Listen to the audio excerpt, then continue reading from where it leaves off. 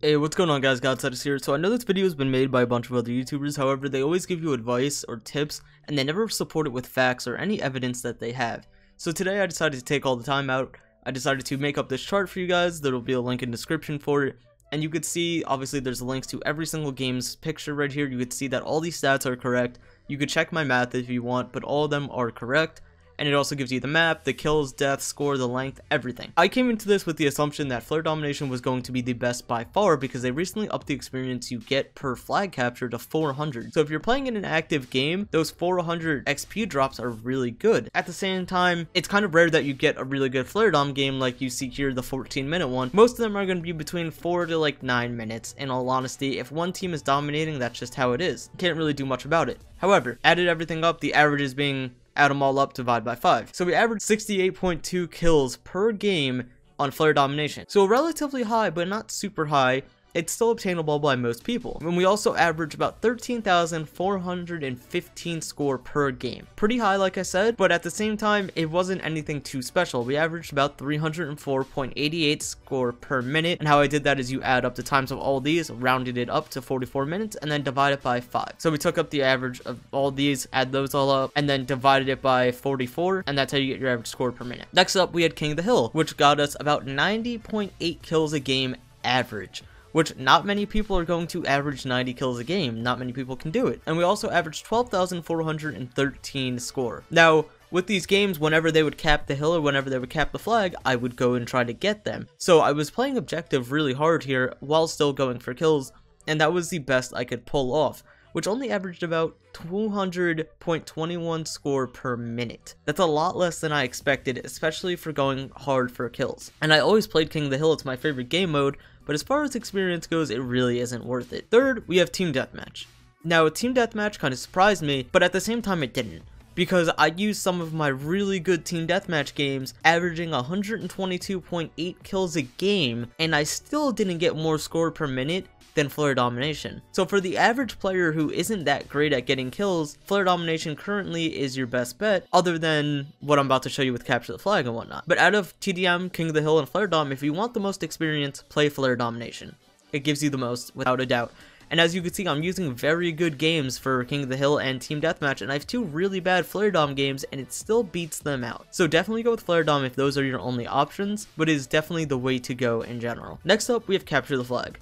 This is a recent game mode, however, not many people like it, but it is really good for experience, as I found out. Most games, if you rush the way I did, which was capturing the flag as fast as you could, and ending the game as fast as you could, you will average about 1,000 plus score per minute. I did 1,181.06 score per minute, with only averaging 36 kills a game. Now, that 93 kill game was a full 10-minute capture the flag kill game, focusing on only kills, whereas the other ones were all focused on flag captures, but nonetheless, you still average a really high score per minute. And this is especially good for people who aren't going for kills, and they aren't maybe the best at the game, but they still enjoy it and want to level up quickly. This is your way to go. And I understand not many people like Capture the Flag, but you definitely get an insane amount of experience here, and it's definitely worth your time if all you have to do is just grab the flag and run back to your base. It isn't that hard. If you get an easy lobby, you can end the game in 4 to 5 minutes, which really isn't that long, and still get 5 to like 7,000 experience. Perfect. Lastly, kill confirmed. Now, this blew my mind, but in the sense that I wasn't expecting this much score. Now, as you can see on the chart, I averaged the most score with Team Deathmatch. However, I was averaging 122.8 kills a game, which is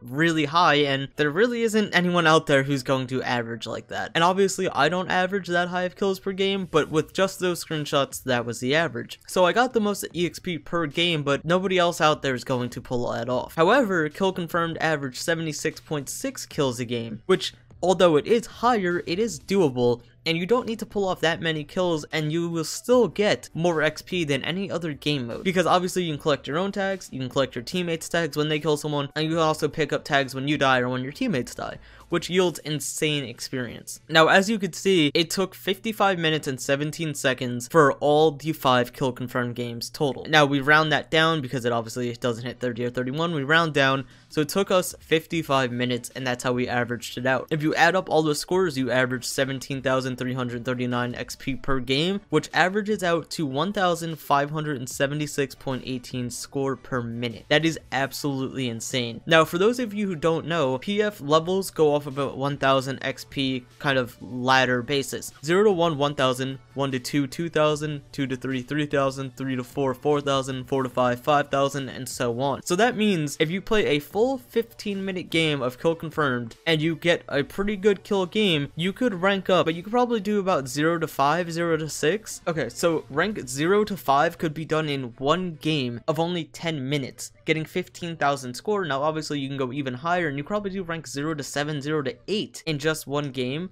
or 0 to 6, 0 to 7 in just one game. So you could be averaging over 10,000 experience every single game if you're playing Kill Confirmed. Now, for lower ranked people, that's amazing, because when you're like in your rank 50s, it takes you about 50,000 XP to go, or 51,000 XP to go from rank 50 to 51, which can be done in about 5 games, whereas some people, it could take them 10 or more, depending on the game mode they're playing. And if you want to just grind strictly for XP, all you have to do is go to the Roblox server list, as you can find here, scroll down, and just join on new games and find Kill Confirmed lobbies. That is your best way to go. With all this data, you can go ahead and look at it yourself. You can check my math, you can check every single link to all these screenshots to make sure everything here is correct, but Kill Confirmed is by far the best way to go. The common misconception is that playing for the objective gets you the most experience per game, or playing the objective to get you the most experience per minute, but that's not necessarily true. Now, picking up the tags in Kill Confirmed is the most experience, and it is playing the objective in a sense, but if you get a game like Metro, where you just run CQC guns, you kill them and instantly pick up their tag,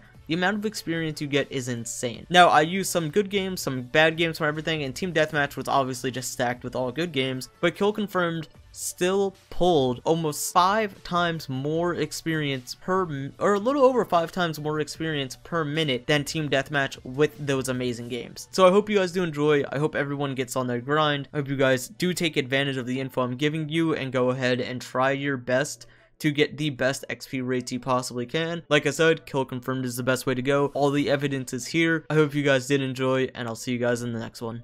Peace.